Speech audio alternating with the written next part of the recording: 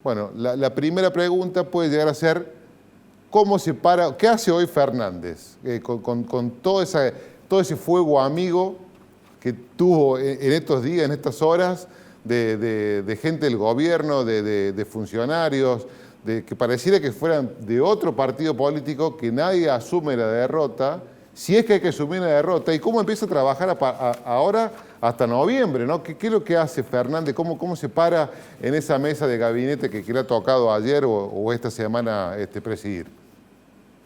Bueno, como dice el GPS, ¿no? Recalcular. Sí, bien.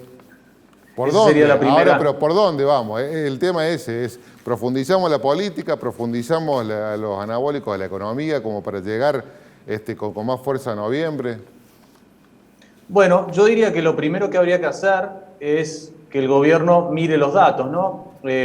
Si uno hace campaña de acá a noviembre, la PASO es algo como que es muy bueno porque tiene un montón de información, ¿sí? Tiene información de cómo votó la gente en cada mesa, cuánta gente fue a votar, puede compararla con la información del 2019 y ahí sacar conclusiones dónde fue que se perdieron los votos, ¿sí? Más o menos qué perfil tienen. Y eso da elementos para hacer algún tipo de estrategia que yo llamaría de contención de daños, ¿no?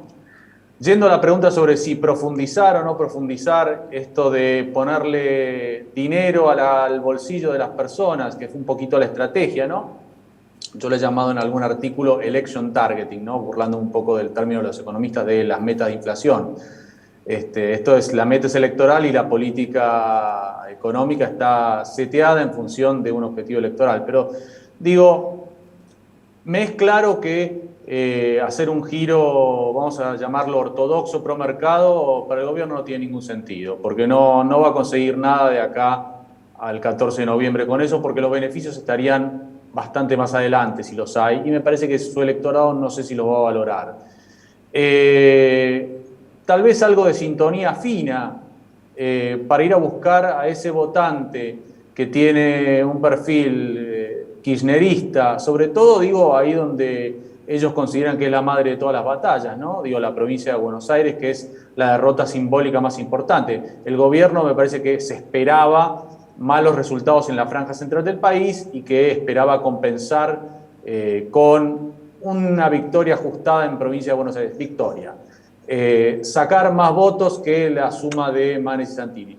Lo que no se esperaba era que la suma de Manes y Santini lo superara por 5 puntos, y lo que no se esperaba era la ola de castigo en el resto del país, ¿no? Una ola de castigo que abarcó también a otros oficialismos, ¿no? Como al oficialismo misionero, por ejemplo, o resultados muy reñidos en La Salta. Pampa, En La Pampa, que Santa es raro Cruz. que...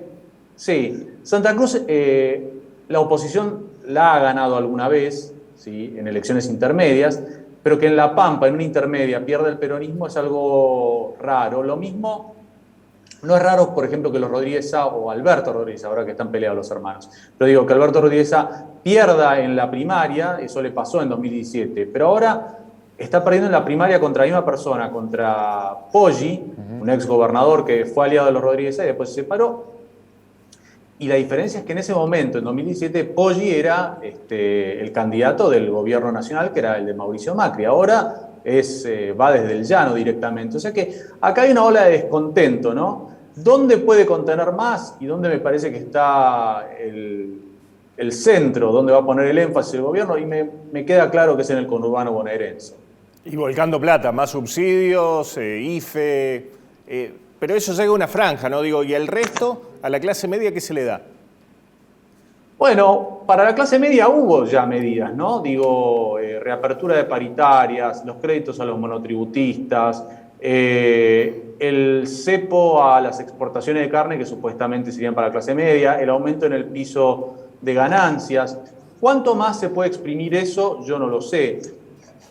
Lo que me queda claro es que se intentó con eso y el resultado hasta ahora no ha sido tan bueno. Yo no creo que el salario real vaya a mejorar de tal forma que en noviembre votemos en condiciones muchísimo mejores que las actuales. Evidentemente, Si no hay una nueva ola de restricciones a la movilidad por el tema de la Delta, sí va a haber más apertura, una economía un poquito más dinamizada, pero tampoco una economía de fiesta de consumo. Y lo otro, me parece que la ola de castigo excede lo económico y excede la cuestión sanitaria. Me parece que se quebró alguna suerte de lazo simbólico entre un grupo de votantes que no son el núcleo duro de votantes del kirchnerismo, sino que son los que sumaron al piso que aporta el kirchnerismo unos 13 puntos, que fueron los que obtuvo, 13 puntos más, ¿no?, que obtuvo el presidente en el año 2019. En ese 48%, yo diría que un 35 los aportó el kirchnerismo, el resto vino de gente que no quería que siguiera Macri y que vio en el Frente de Todos, con Cristina en un segundo plano, el mejor instrumento para eso, ¿no? Esos son los que están decepcionados. Bien, ahí quiero apuntar, porque también nos preguntábamos, ¿qué convenció al votante para que luego, pues, vamos a poner voto castigo, luego que lo sacara Macri ese 13% también. Ese 13, 15% que hablan los analistas, ¿qué lo convence de ir de un lado a otro? Porque digo, no lo acompañó Macri para la reelección, sí lo eligió a Fernández, ahora lo castiga a Fernández. ¿Cuáles son los 2 o 3 puntos que le hacen cambiar el voto? ¿Qué, la cantidad de muertes? Usted me dice, no fue la pandemia, no fue la foto de Olivos. ¿Qué es lo que termina siendo eso que daña la confianza entre el votante y el gobernante? Pues yo diría que el combo, ¿no? O sea, sí la pandemia, sí la economía, pero también la actitud del presidente. El presidente hizo campaña como un moderado, ¿no? Diciendo, volvemos mejores. La gente que está cerca del presidente decía, bueno, Cristina, habiendo podido elegir a Axel Kicillof como candidato a presidente, lo eligió Alberto Fernández, que fue un duro crítico. Él se presentó de otra manera, ¿no? Digo, como un profesor de Derecho, hijo de un ex juez, y con ese discurso de volvemos mejores. Y en algún punto del año pasado se notó que, o por lo menos a la opinión pública le quedó claro que el gobierno iba en una dirección cuyas prioridades tenían que ver más con las prioridades de la vicepresidenta y no con la de la opinión pública. Ahora, una cosa, yo no creo que el votante haya pasado de votar a Fernández a votar a Cambiemos, Juntos por el Cambio en la provincia de Buenos Aires. Porque digo, la elección de Juntos por el Cambio, al menos en la provincia de Buenos Aires, es básicamente lo mismo que obtuvo hace 4 años Esteban Bullrich. Digo, si uno saca los votos en blanco, bueno, ¿cómo se van a contar los votos? En Córdoba, le cuento, el resultado es muy parecido, por no decir calcado, a las PASO del 2017. El resultado final, cuando se suman todos los partidos, es muy parecido. A ver, Diego, corregime si estoy diciendo algo mal, pero primero quedó Cambiemos con un casi 50%, sí. Después siguió Hacemos por Córdoba en Córdoba y tercero con 10 puntos. Sí. Ahora sacó 9 y 50, Chirol, no me acuerdo. Sí. Pero digo, es el mismo resultado calcado. Y aprovecho y le hago otra pregunta. ¿Quién toma la posta de la oposición? Macri aquí vino a hacer campaña por Negri terminó segundo. ¿Es Rodríguez Larreta? ¿Es Bullrich? ¿A dónde hay que mirar ahí para quien maneje los destinos de Juntos por el Cambio? Bueno, yo diría que, aprovechando que estoy con un medio cordobés, me parece que en Juntos por el Cambio no hay un macho alfa, ¿sí? Bien. Y que no lo va a haber hasta el 2023. Y si una lección nos dejan las PASO, es que el que la sabe utilizar le va mejor. Digo, me parece que la moraleja es la unión hace la fuerza, la unidad no. ¿En qué sentido? El Frente de Todos llevó en casi todo el país listas de unidad, cosa que no puede ser menos convocante para un votante de una PASO que una lista de unidad, es ir a ratificar el dedazo de una cúpula.